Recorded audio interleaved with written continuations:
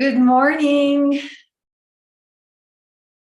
Good morning. Good morning. Good morning. It's wonderful to be with you today. Happy Monday.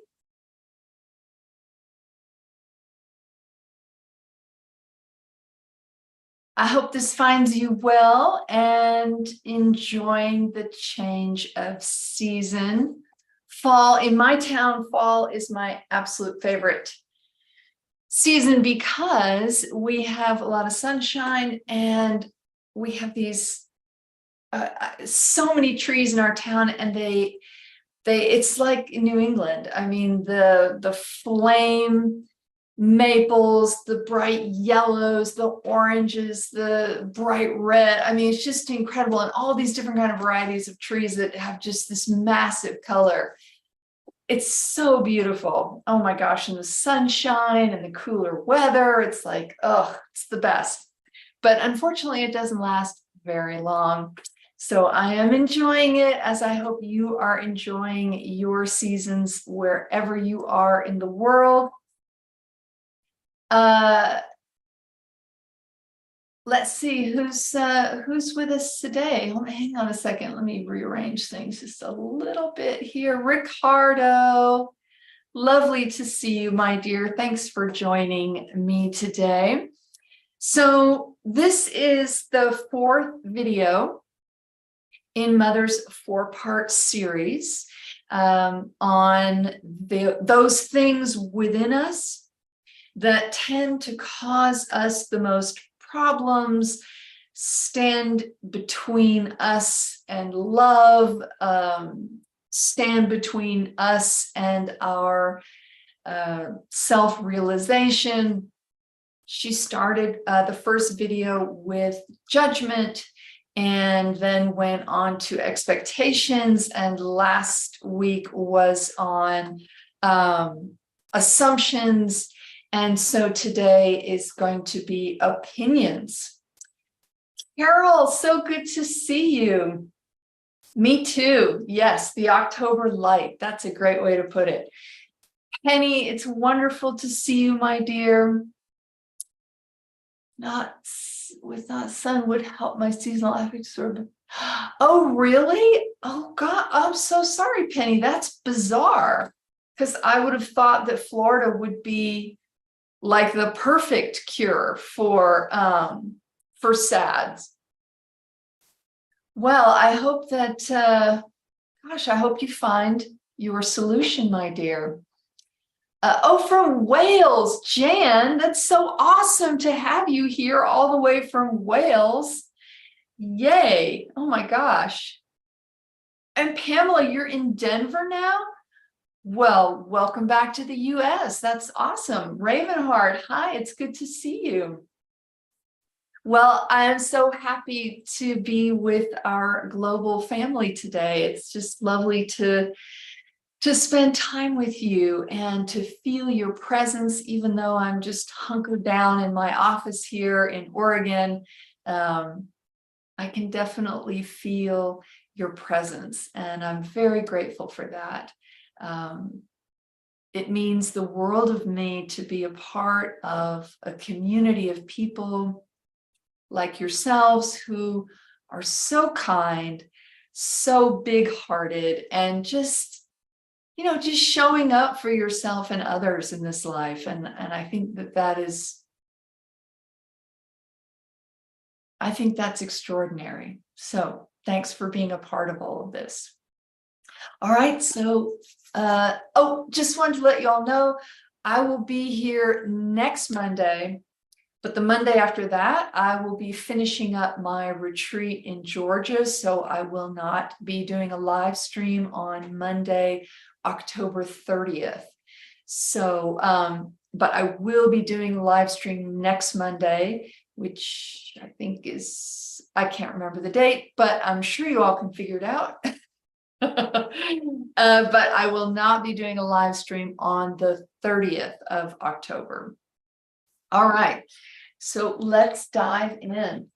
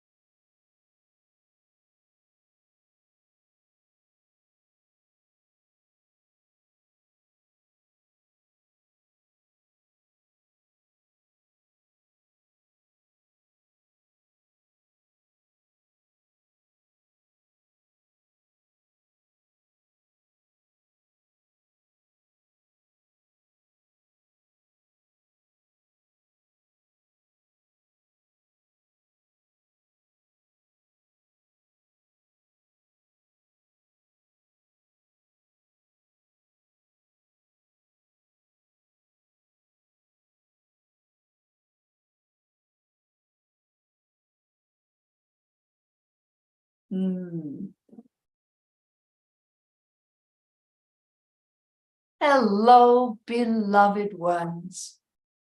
It is wonderful to be here with you today. I thank you for joining me, giving of your time, your presence, your love, and your light to contribute to this gathering.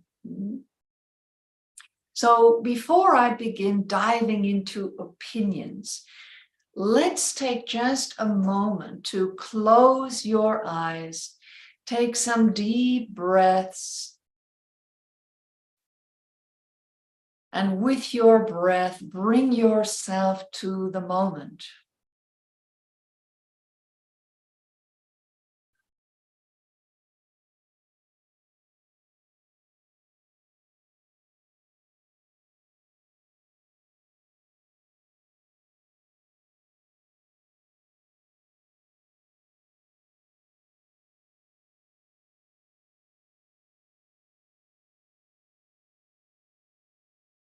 And over the last many weeks, you have been exploring your judgment and the judgments of others. You've been exploring your expectations and the expectations of others. And you've been exploring your assumptions and the assumptions of others. And you've been hopefully exploring them from that place of neutrality, recognizing that each one of these things has shadow and light elements.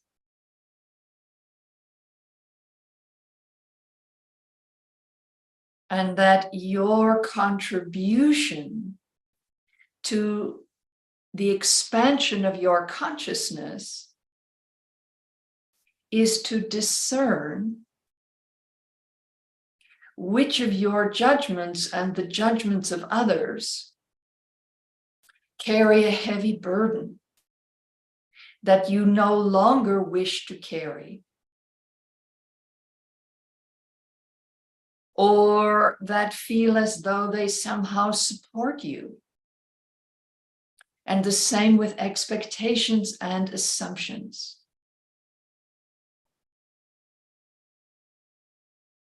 From this place of neutrality, you do not make assumptions about your expectations and judgments.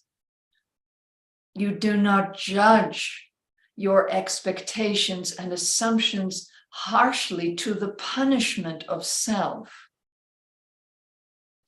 And you let go of the expectation that it is your judgments and your assumptions that somehow give you power. Power over your difficulties. Power over your problems.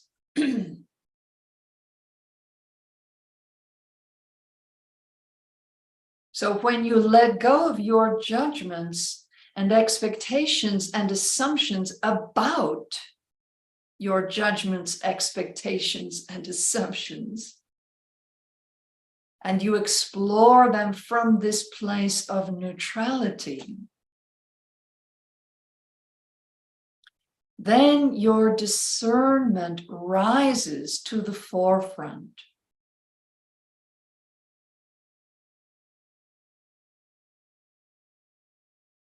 And gives you the ability, the power, the connection to surrender those that do not support your loving life and retain those that do. When you are in this place of neutrality, you are in simplicity. And when simplicity and discernment are present within you, that is where you find the ease in navigating your life. making decisions and taking actions that feel loving, that feel kind, that feel supportive, that feel powerful, not the power that is contrived or forced, but power that simply flows from within you. Now, you do not want to live in this place of neutrality because you want your feelings to bring color to your life, to bring connection, to bring expansion. But when you are exploring your shadow, it is best to come to neutrality. When you are seeking to relieve yourself of your burdens, it is best done from this place of neutrality with a big foundation of love.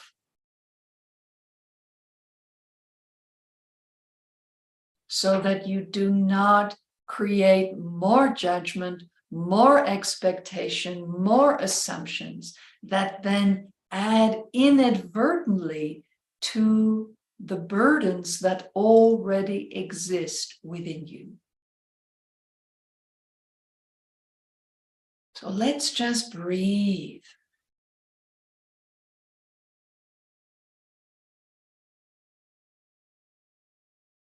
And welcome your ability to find this place of neutrality.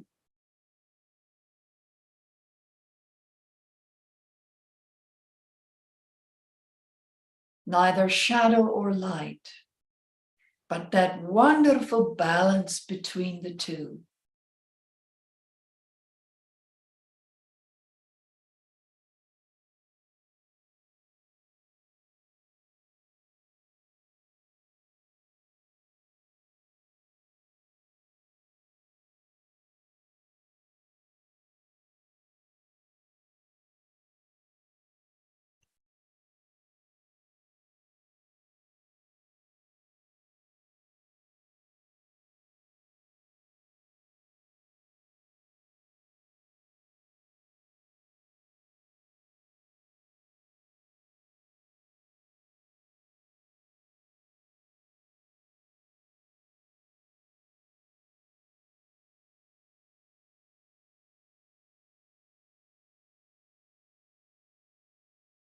Right? You may take a breath, a nice deep breath, and on the exhalation, open your eyes. Unless, of course, you just enjoy listening with your eyes closed, then continue to do that. So today I'm going to focus on opinions. Now, opinions are something that feels in your societies very benign. They're not really judgments. They're often things that you may not have a deep attachment to. But opinions are, in many ways, the precursor to judgments, expectations, and assumptions. So I bring this in here at the last. I started with what tends to be more your extreme in belief, and that is your judgments. And then slightly less intense expectations, slightly less intense assumptions, and then the more benign, seemingly, opinions.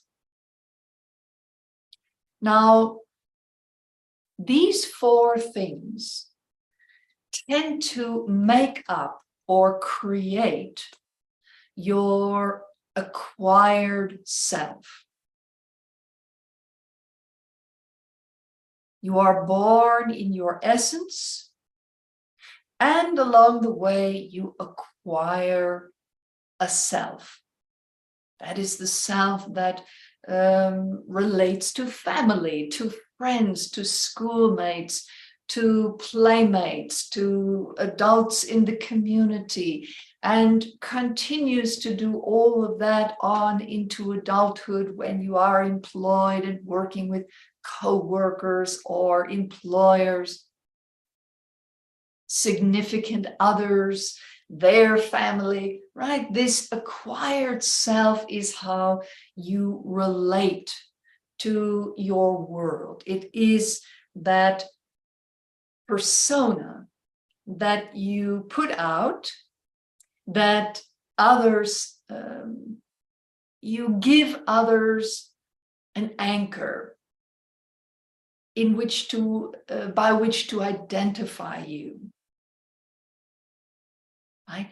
That person is a Democrat or Republican, or they vote for the Green Party, or they are tall, or they are gregarious, or they are shy.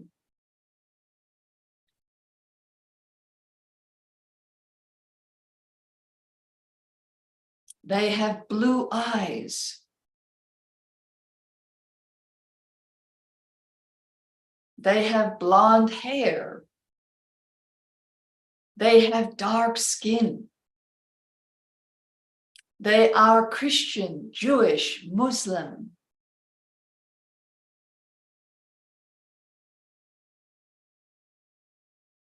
They are Taoist. They are Hindu.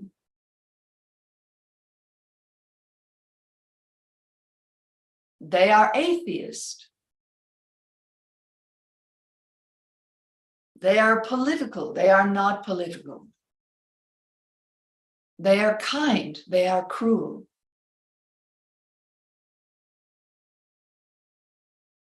They are tall. They are petite.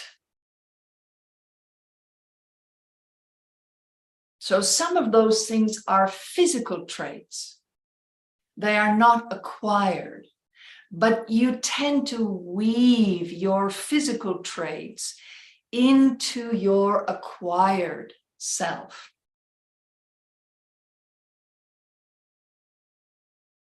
In certain cultures, physical traits have certain advantages or disadvantages. And so that gets woven into your acquired self. It gets woven into your judgments, your expectations, your assumptions, and your opinions. And opinions are where all of these things begin. You start to acquire opinions. If you notice, young children, very young, infants, obviously, pre-verbal, they might have preferences, but they don't have opinions. Opinions start a little bit later.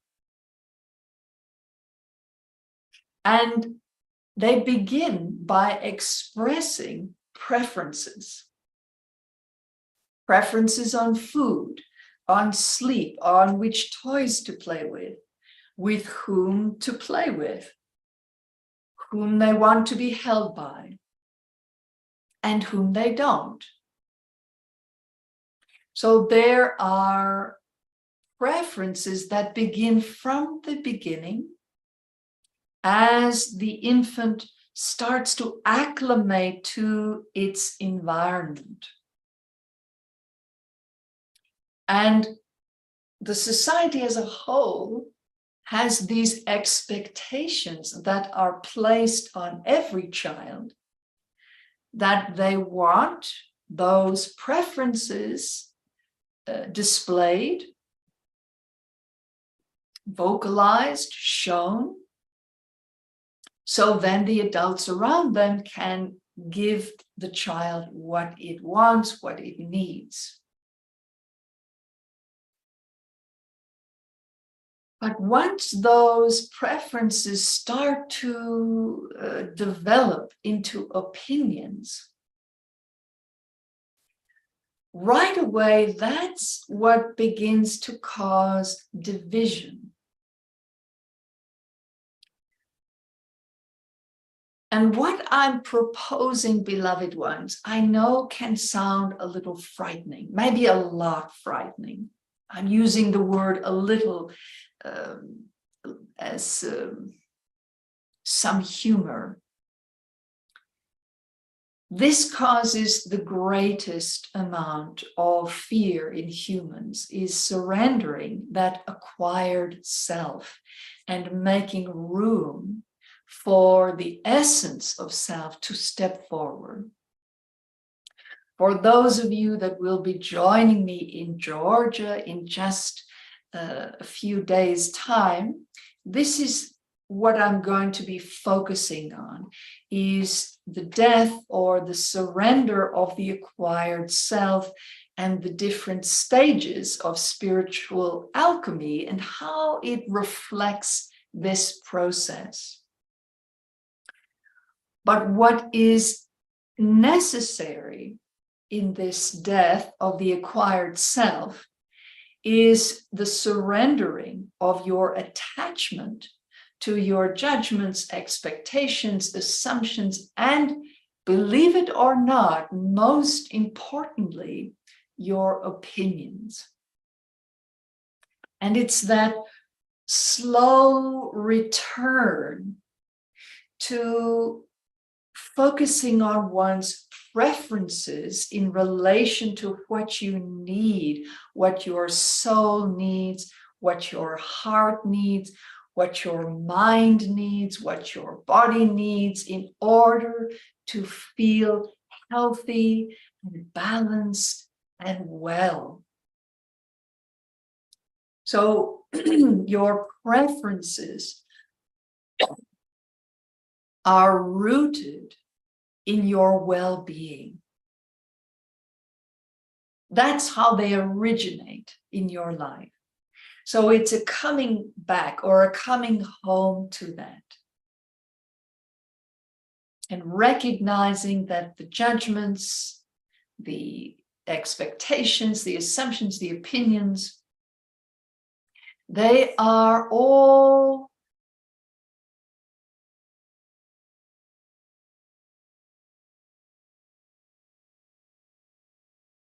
designed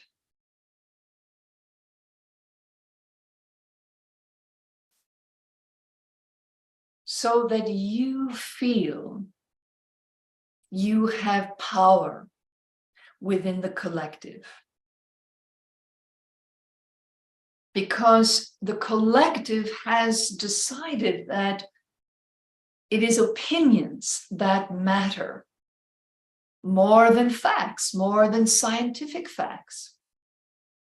And if you believe for even a moment that it's the internet that has sort of seen this explosion of people believing their opinions or the opinions of people they judge as correct, are just now, for the first time, pulling you all off the rails or the course of human evolution, you would be mistaken in that.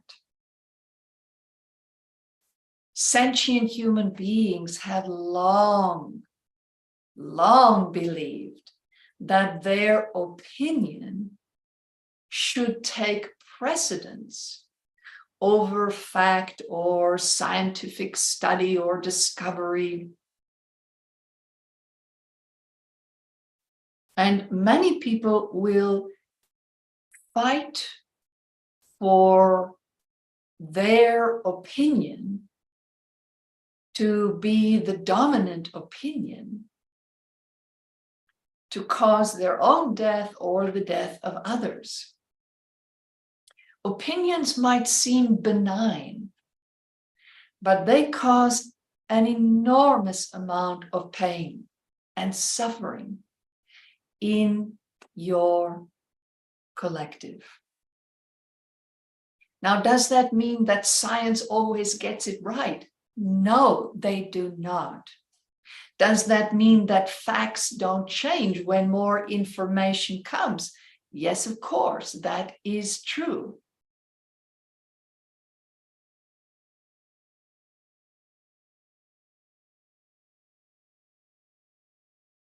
But the internet has allowed you all to look deeply into opinions. And the attachment, the effort, the focus that people place on their opinions and the opinions of others is causing a lot of harm. Is it all right to have opinions? Yes. Of course it is. It's all right to have judgment, to have expectations, to have assumptions. It's all right to be exactly as you are in this moment, beloved ones. I come here today, and each time that I'm with you through this body, to simply present or offer a path of change that you either want or don't want, need or don't need, feel called to or don't.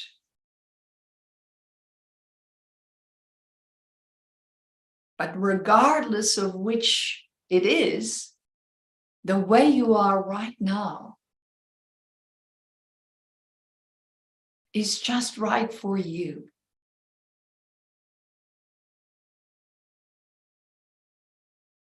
But if you feel called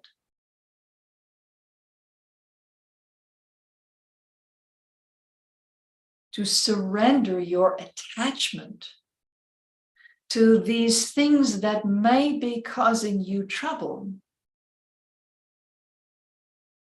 then I'm here to help you with that.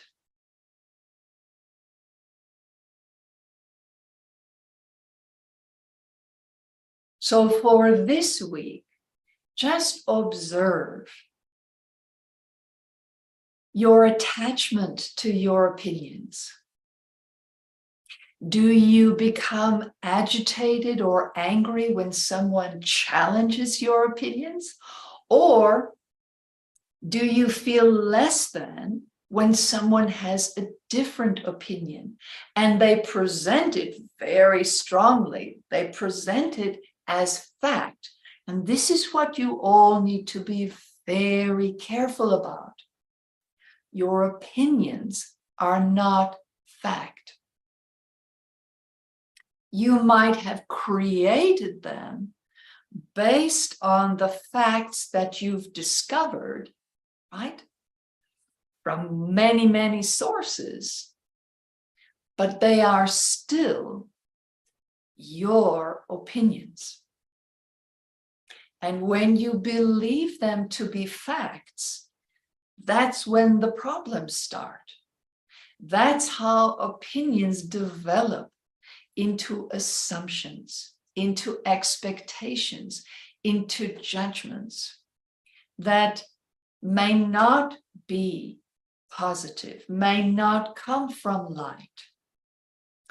Or they might sound like they come from light, they might look like they come from light, but the motivation for developing the judgment came from shadow, came from your fear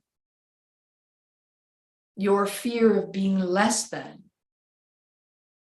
So if you shore up your opinions, if you attach deeply to your opinions and you turn them into judgments, and they may be the judgments that are held by a wide group of people. And when it becomes that, You are adding to your burdens, not alleviating them.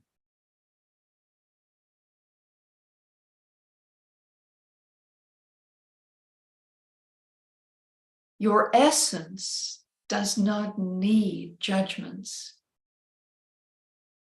expectations, assumptions, and opinions.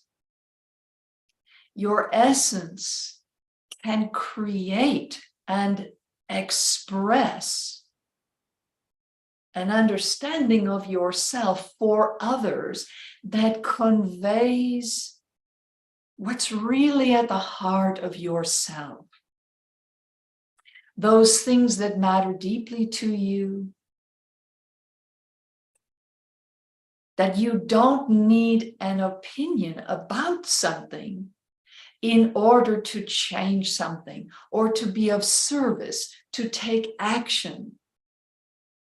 You don't have to hold a judgment about a group of people in order to interact with them, in order to connect, in order to discover common ground. You don't have to make assumptions about yourself in order to get through your day. You don't have to assume the worst about yourself and others, and you don't have to assume the best of yourself and others. You can just be yourself.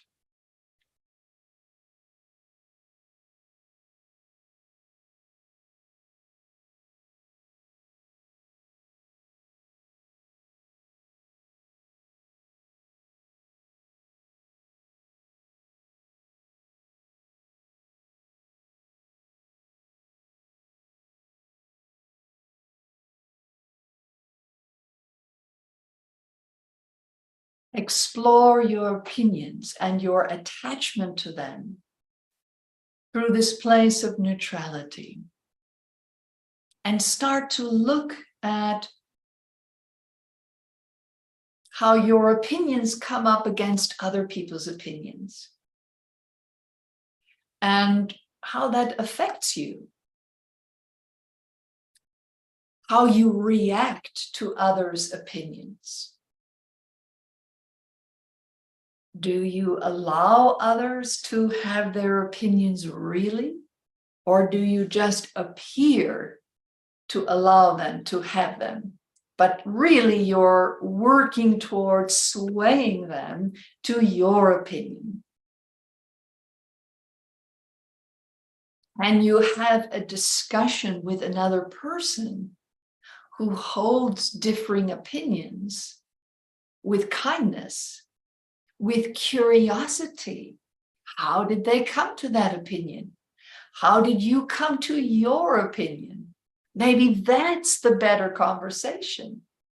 Not so much the opinions themselves, but how did you each derive at that place? Let that interest you. Let that be your curiosity. That yes, judgments, expectations, assumptions, opinions, they matter to a degree, but not the degree that you all believe them to matter.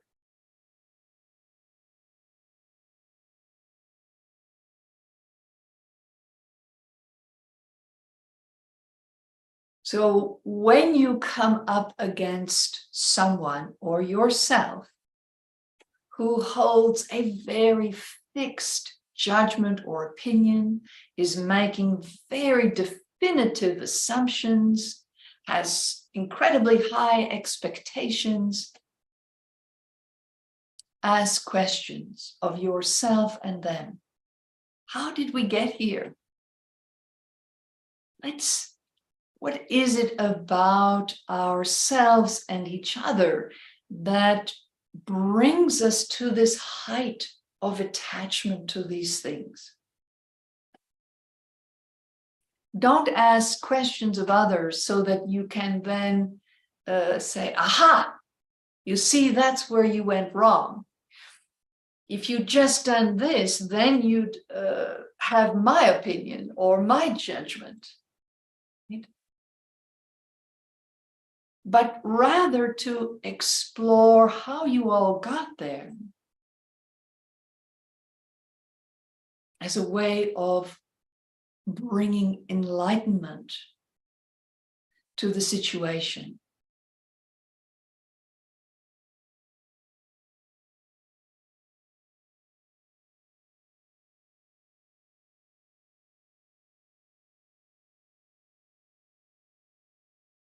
And when you notice that someone else, particularly someone you care about, if their judgments, their expectations, their assumptions, their opinions are burdening them, then love them. You don't have to love the judgment. That is not something that needs to be loved or not loved. It is simply a construct of the human mind. But love the person. Hold space for them to be loved, to show them love, kindness, tolerance,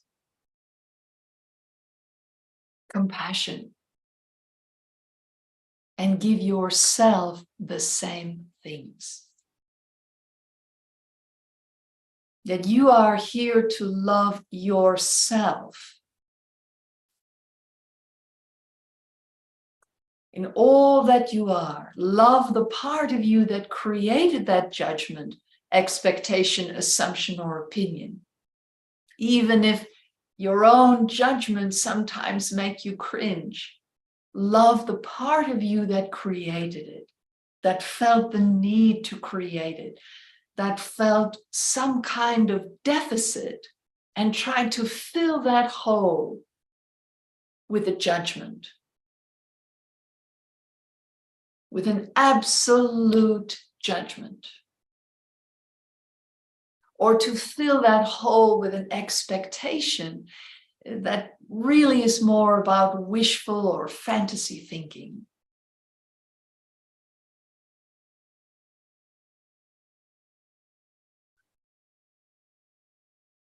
So don't focus on other people's judgments or your judgments in the sense that you're using that judgment to identify them, to put them in a box or a category, but rather let the judgment roll beyond you and love them. When you voice a judgment, take a breath, let it go, and love that part of you that felt the need to create that, to voice it, to express it in a way that it made it seem as though that's how you define yourself.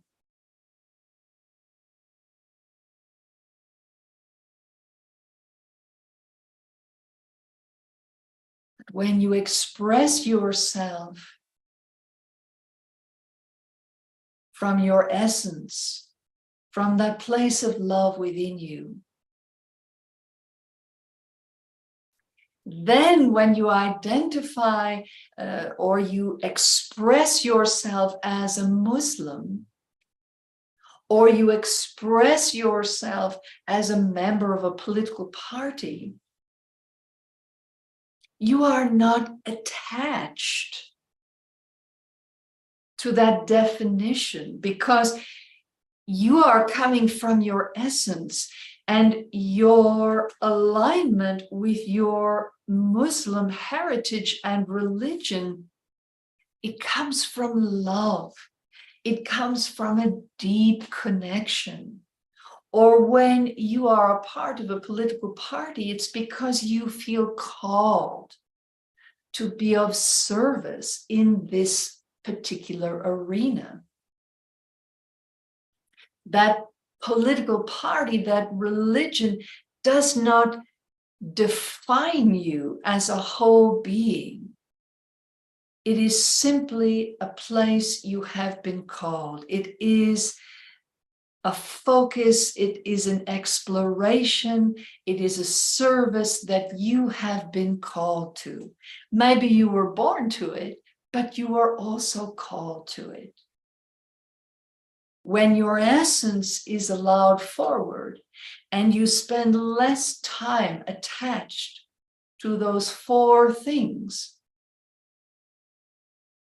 then you can feel the call in relationship, in spirituality, in politics, if that's what calls you, in career, in how to raise your children, in how to care for your loved ones. You are called from within rather than dictated to from without.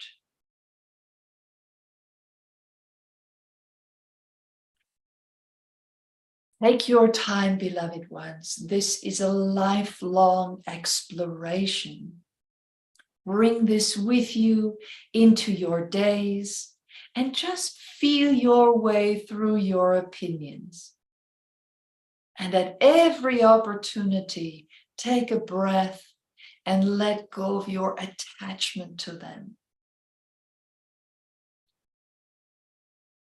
And then you can feel if they serve you or they don't. And you make your choices based on that.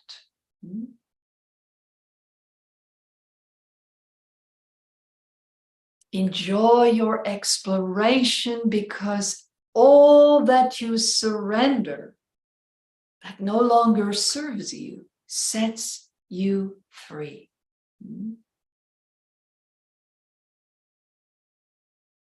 I love you always. Namaste.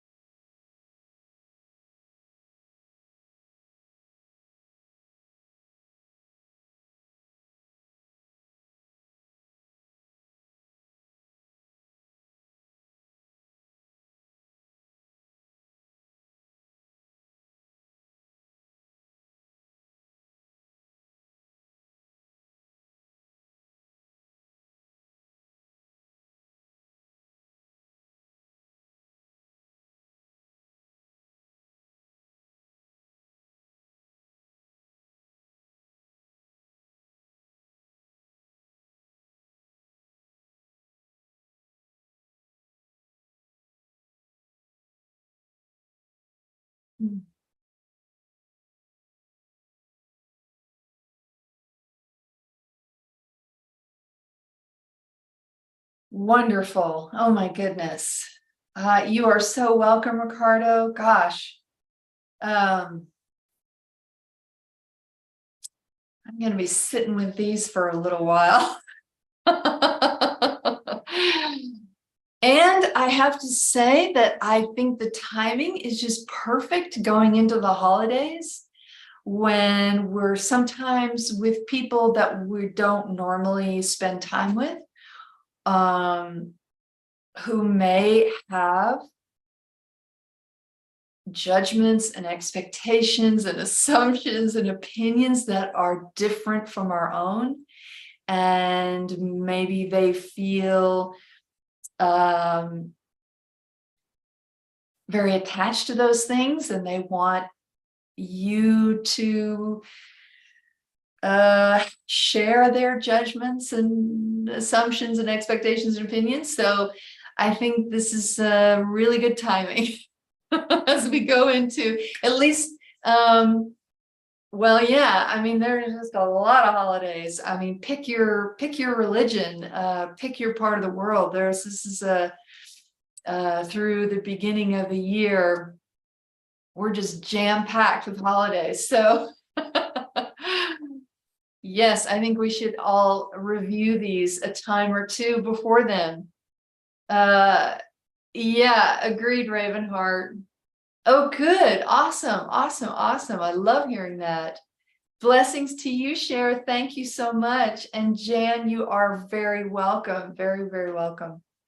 All right, my lovelies, have a fantastic week. I hope your exploration continues of the other ones and begins with opinions and what you might find around that. And I will just encourage all of you to remember that no matter what you discover, be kind to yourself, because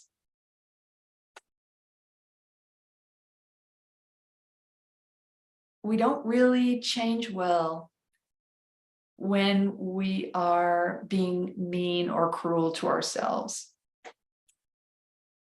It's been my experience that we change or evolve or shift much more easily through kindness than cruelty. So just remember that as you embark on these explorations with these things with yourself and with others. So much love to all of you. You are so welcome. Oh, thank you, Carol. I'm so excited. But I'll see you guys here next Monday, and have a fantastic week. Mwah.